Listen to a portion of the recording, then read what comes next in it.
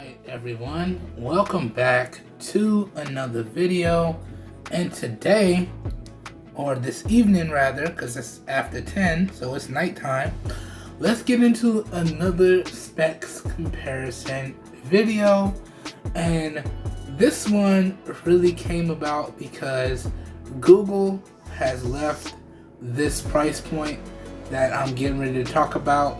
So that being said, other manufacturers have really come out with devices to try and fill the void.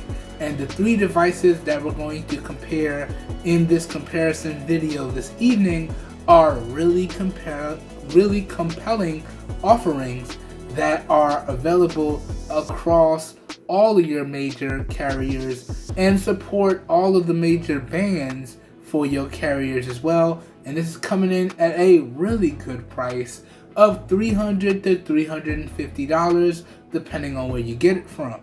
So if for those of you who don't know, Google used to rule that $300 to $350 price point with their Pixel A lineup. Okay, the 3A, the 3A XL, the 4A, the 5A all used to dominate those price segments, 350, 300 to 350. All right, and now that the 6A has elevated that price point to 450, that allows other manufacturers to elevate their devices up and fill the void.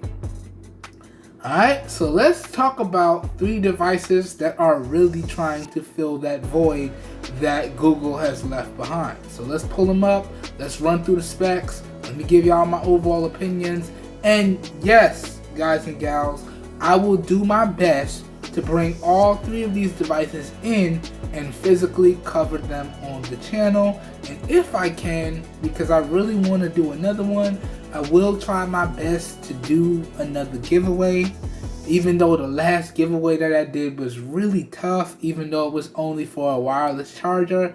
The logistics and shipping situation when you do a giveaway and you want to make sure it's done right is really complicated. So that being said, I do appreciate every last one of you subscribers and followers, especially the people that watch the videos and give their feedback. And I feel like a giveaway is the perfect way to give back to you guys. So I am trying to put together to bring more content, and I really want to do another giveaway for y'all. It just hasn't been in the cards as of yet, but I will do my best to bring in these three devices and cover them on the channel. Let's get to it. I'm sorry that took way longer than I wanted it to. So the three devices are, that's right, the OnePlus Nord N20 5G, the Nokia G50 5G, and the Moto G 5G 2020 variant. Alright, and all three of these devices support all the bands for all of your major carriers, and they do support 5G support for all of your major carriers. And the Nokia and Moto devices are available directly from Motorola and Nokia respectively, and they are unlocked to work across all major carriers. And you can in some cases get them from your carrier, whereas the OnePlus device is available from OnePlus and it is on T-Mobile right now. And all of these devices, even though y'all see quoted different prices, can be had for as little as $300. Okay, that doesn't include tax, and that's directly from Amazon, which is one of my favorite places to shop. And I've seen them for the most of $350. But let's go ahead, let's break them down. Let's talk about the bands, let's talk about the specifications, the bills, all the good stuff. So if you have $300 to spend and you were looking at a newer device, maybe you're considering one of these three. So hopefully this video helps you out. Let's get right into it. Now, the first thing I want to mention is that when we talk about the Moto device and the Nokia device, those are basically stock Android devices. right? The difference being the Nokia is the most stock Android device out of the three y'all see in this video this evening. The Motorola and the OnePlus, although they are very stock, they do offer some user convenient features as well as more granular customizations. So all of these devices do add their own spin on top of stock Android, but they are different in key aspects. Okay, I just wanted to get that out the way up front. That being said, let's dive into the first category. Let's talk bands. Now, take my word for it. I know the spec sheet y'all see on the video is a little bit off, but these are available in all 5G variants, okay? And you can get them to work on all the major carriers, okay? So take what y'all see on the screen with a grain of salt, because they will work on all of your major carriers and they do all have 5G support. And once again, shout out to GSM Arena. Again, we're using them for this comparison. I'll have all the relevant links linked up down below in the video description. Y'all know how we do. But talking about bands, y'all can see these bad boys pretty much cover everything. Now, here is the thing. When we talk about 5G bands, these bad boys only cover sub 6, okay? So if you're a Verizon customer, you will not get 5G if you take these bad boys to Verizon. You will get 4G LTE, but they do not have the bands in them for a millimeter wave. All three of these devices only support sub 6, all right? So that's the major difference in the 5G support, but they will work for 4G across all the carriers. And if you got a sub 6 carrier, so T-Mobile, AT&T, these bad boys are gonna work. Just be careful with AT&T, because AT&T, since they rolled out their 5G network, they've been a little cringe. That's the most respectful way I can put it. They've been a little cringy, and they've been a little cutthroat as to what devices they allow on the network. So it does work, but AT&T, they might hit you with a I want to be somewhat respectful, but you know what it is. These videos are not made for little kids. AT&T, they may hit you with that cock block, bow, and say your device is not going to work on our network, even though it is supported. Okay, so y'all keep that in mind. These may or may not work with AT&T, but on paper, they do have the bands to work. But AT&T has been a little suspect lately as to what devices they allow on their network. Okay? But if you're a T-Mobile customer, then all these bad boys are going to work no problem. Alright, so that goes over the bands. Let's close that one up. Now, let's talk bills, man. Let's do this. Now, all three of these devices have aluminum and plastic with glass, okay?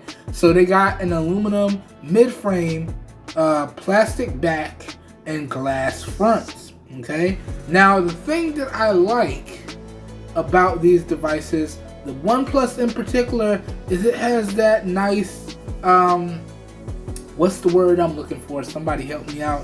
That nice frosted glass back. Or it's plastic, but it feels like a frosted glass. Whereas the other two in the Moto and the Nokia are definitely plastic, okay? But they all three have a metal mid-frame. Alright? Now, talking about displays, we have really good display sizes on any of these devices, but they do vary in terms of display technology, okay? And I gotta tell y'all, even though it's not correct on paper, the OnePlus device does have 90 Hertz, as does the Moto device, but the Nokia device does not. But again, y'all know how I feel about high refresh rate displays. I physically cannot see it, so that's not a big differentiator for me, but I'm just going through the specifications as I found them, and I'm giving y'all my opinions. So although it doesn't say the OnePlus is a high refresh rate, it goes up to 90 Hertz. as does the Moto device. So the left does 90 hertz, the right does 90 hertz, the middle does not. Okay, but the OnePlus, in my opinion, has the better display with the AMOLED technology versus the IPS technology on the other two. Okay, AMOLED, Super AMOLED, OLED, they are just leaps and bounds better than IPS LCD. But using an IPS LCD display does give companies the ability to have a really good display, but also save money at the same time. But I can tell you right now, nothing beats AMOLED, OLED, or Super AMOLED. So at least in my opinion, the OnePlus is winning with the AMOLED technology. Alright?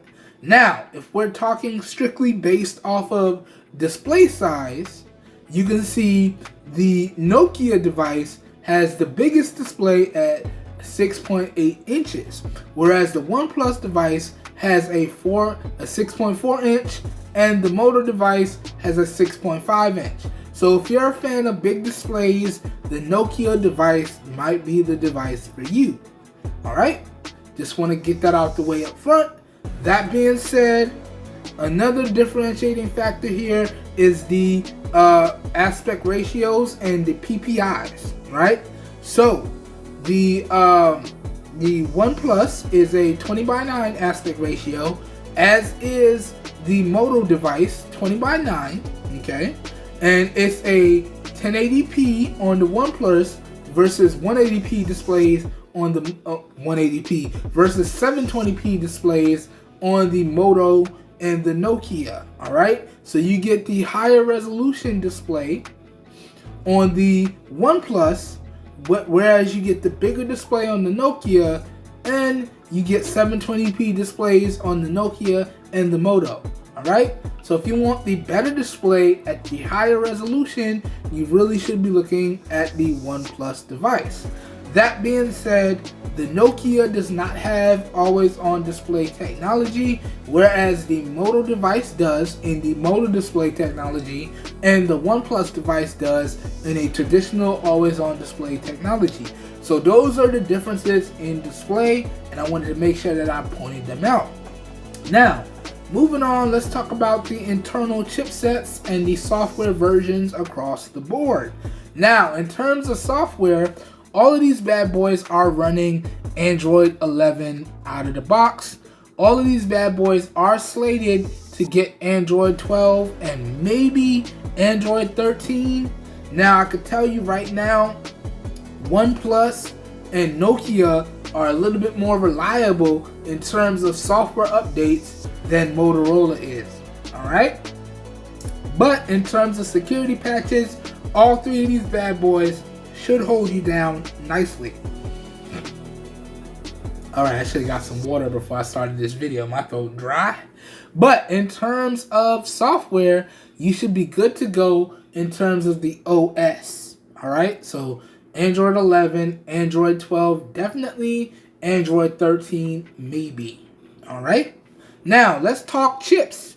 Now, in terms of chips, you can see the OnePlus and the Nokia are running Qualcomm Snapdragon chips. Now, the OnePlus is running a higher mid-range 5G chip in the Snapdragon 695 versus the lower entry-level 5G chip in the Snapdragon 480 on the Nokia device. Whereas the Moto device is running a MediaTek 5G chip in the Dimensity 700. Okay, and you can see the nanometer chip sizes for each. So in terms of efficiency, at least on paper, the OnePlus has the more efficient chip. But in all honesty, because these are running slightly optimized versions of stock Android, you're going to have an enjoyable experience regardless of whichever device you pick up. Just be mindful of what you want out of your devices. because that will tailor your experience. Again, some of these devices can do more than others, whereas they all do generally have a good solid baseline experience. If you want a little bit more user-friendly features, you may want to go with the Moto. If you want a little bit more customization, you may want to go with the OnePlus. If you just want a stock Android experience, then you may want to go with the Nokia, alright? But in terms of chipsets, that's the rundown. So we got Snapdragon 695, Snapdragon 480 versus a MediaTek 700 Dimensity chip. Alright, now let's get into memory and storage and expandability. Now the key thing here is all of these devices do have expandable memory. So you can add a micro SD card to all of these devices. But that being said, in terms of available RAM and memory out of the box, you can see the OnePlus comes in one variant, 6 gigs of RAM, 128 gigs of onboard storage, whereas the Moto and the Nokia have a few more variants. The Nokia being the better of the three because you're getting an enjoyable experience and you're not really breaking the bank. Whereas with the Moto, you either go with the low end or you go with the super high end. So 300 is going to get you 4 GB of RAM and 64 GB of internal memory, but you do have that micro SD card. Now if you want to max it out to the 6256, that's going to cost you about $100 more. So you go from $300 directly to $400, and then we're just a stone's throw away from the Pixel 6a. And at that point, I would say the Pixel 6a is definitely better than the Moto in terms of the software experience and in terms of the cameras. I would say the Moto wins in terms of the battery and the more user-friendly features with the Moto gestures, okay? But at that price, you should really be looking at a 6a. But going with the $300 price tag, then you should really be down here with the Nokia and the OnePlus, okay? So that is the RAM and storage. So we got 6128 for the Nokia, 6128 for the OnePlus, and we have 464 or 6256 for the Moto. Or you can do 4128 for the Nokia or 464 for the Nokia. But in all honesty, y'all, you should really be rocking with the midline variants on all of these. So that's the 4128 or the, I guess you gotta max out on the Moto, so you can't really say that. So yeah. Now, moving on, let's talk cameras. And in all honesty, big shout out to Jay Will because I've seen all of his coverage on the OnePlus device. Okay, and big shout out to a few other content creators because they did a bunch of coverage on the other two devices. But in all honesty, y'all, I would have to say the Nokia, in terms of cameras, it just loses. Now, I'm also going to be honest with y'all, in terms of the triple camera setups on each, just look at these as having just one camera on the back. Because in all honesty, I don't like macro sensors, I don't like depth sensors. You can do that stuff with software or a really nice wide angle camera. And honestly, the 5 megapixel ultra wide on the Nokia is trash. There's no other way around it, it's trash. So you just want to look at all three of these as having a 64 megapixel primary sensor, a 48 megapixel primary sensor, and a 50 megapixel primary sensor. And then out of that, I would say the OnePlus is probably dead tying with the Moto device, whereas the Nokia is definitely behind, okay? So if you want really good cameras, it's really a choice between the Moto device on the right with its 50 megapixel sensor and the OnePlus device on the left with its 64 megapixel sensor. Now, all three of these devices max out at a recording resolution of 1080p, 30 FPS. So we don't get any 4K, we don't get any 2K, 1080p, 30 FPS. That's all she wrote, okay? Now, jumping over to the selfie cams, again, based on what I've seen through the video coverage, the Nokia just not cutting it.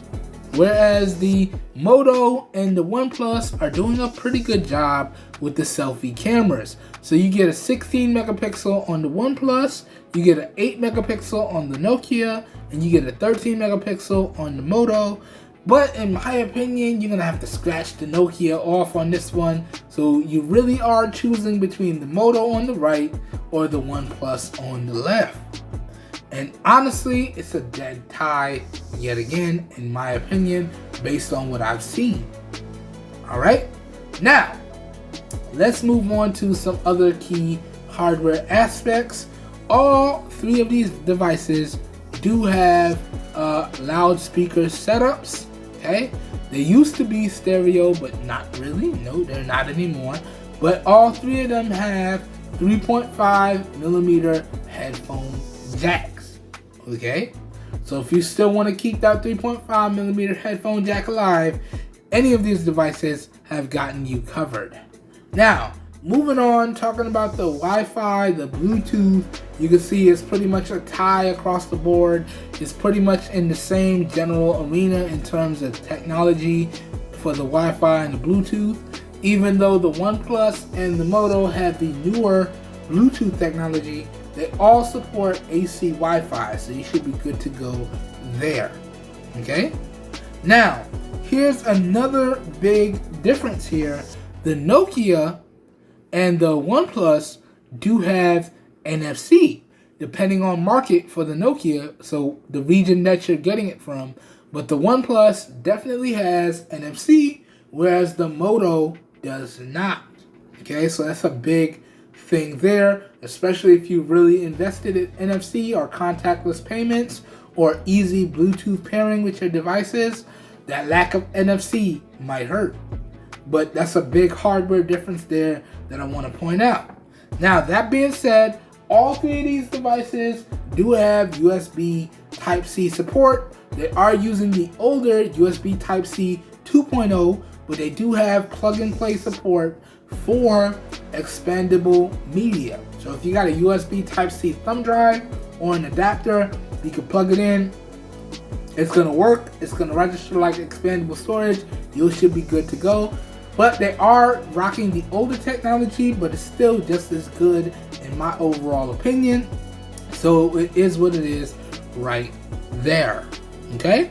Now, talking about fingerprint sensors, all three of these devices do have fingerprint sensors. Now, for the Moto device, it's built into the power button. For the Nokia device, it's on the rear, okay, in the traditional area. And then for the OnePlus device, it's under the display. So you got an optical under display sensor for the OnePlus, and you got a physical sensor for the Nokia and the Moto.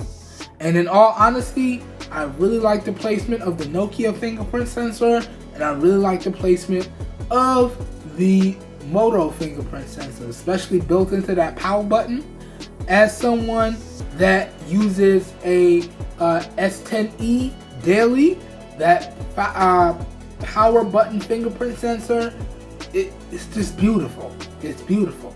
That being said, OnePlus has always been known for having some really good and reliable under-display fingerprint sensors. So it pretty much is a tie in terms of fingerprint sensor performance. You're gonna have to try them out and pick the one that works best for you. Okay?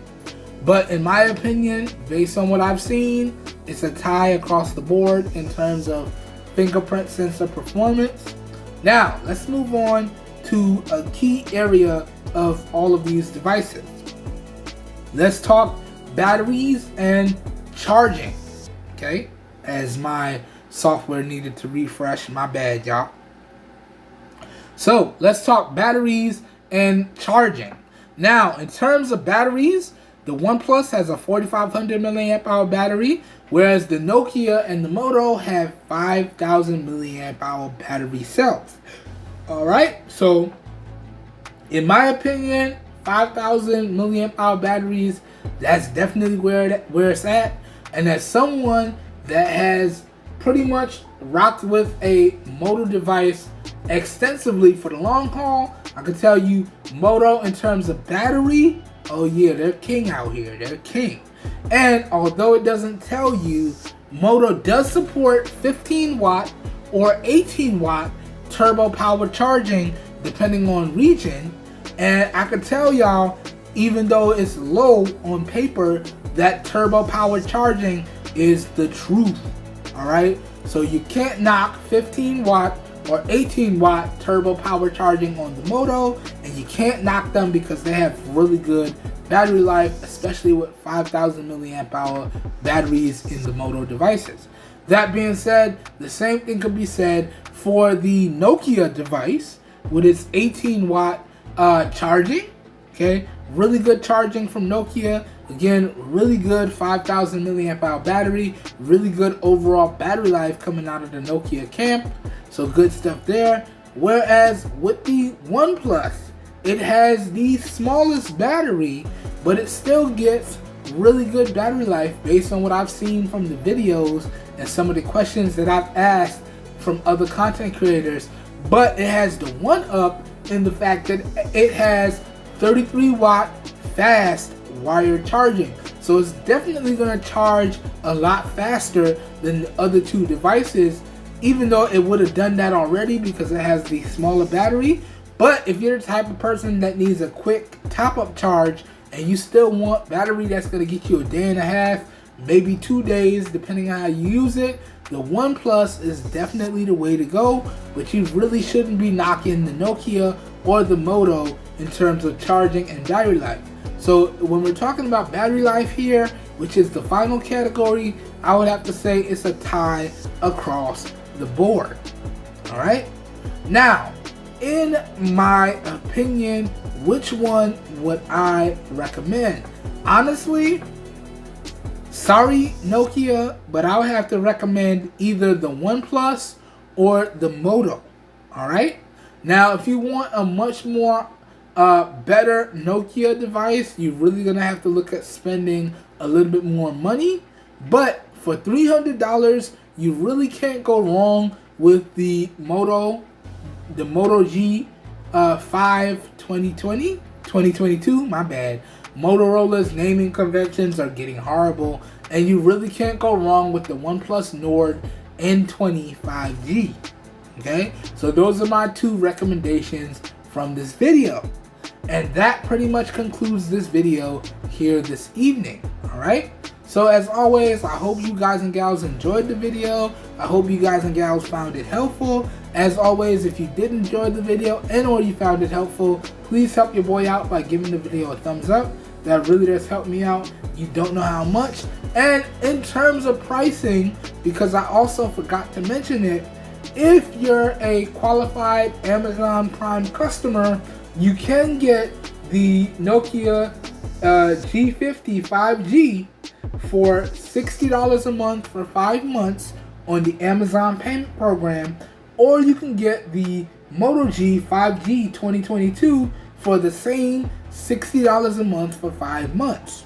Whereas you have to buy the OnePlus outright if you're an Amazon Prime customer. So I just want to throw that other big pricing difference out there. Okay? Alright, but that being said, if you guys and gals did enjoy the video, as I said, please help your boy out by giving the video a thumbs up. That really does help me out. You don't know how much. If you want to see more content like this, also feel free to hit that subscribe button down below. Make sure you click off the notification bell icon right next to it. Make sure you follow me across all the social media platforms I'll have linked up down below. This way you're guaranteed to get notified when I publish videos, because we know how YouTube notifications go. It's a crapshoot.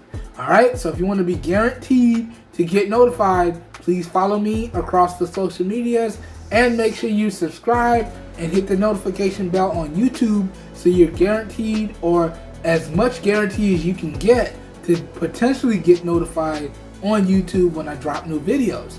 That being said, if this video did pique your interest, all the purchasing links for all 3 featured devices will be available down below in the video description, and that will have affiliated links down below in the video description. meaning that I do get a small percentage of kickback when you guys and gals use those links, but that's at no additional cost to you guys and gals. So it's a win-win for everyone in my opinion. So if your interest is piqued and you would like to know where you can pick up either of these 3 devices at some really great prices, the affiliated buy links will be available down below in the video description, so you should be good to go.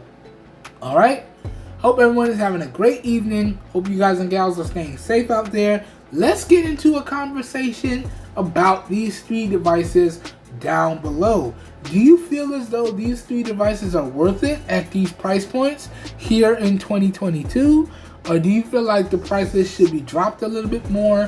Which device do you feel is better than the others? Which one would you recommend? Let's get into that nice respectful conversation down below in the comments. As always, keep it respectful please, and I will see you guys and gals down there. Have a good evening everyone. If I could talk, I will catch everyone in the next one. We are out of here. Peace. All right.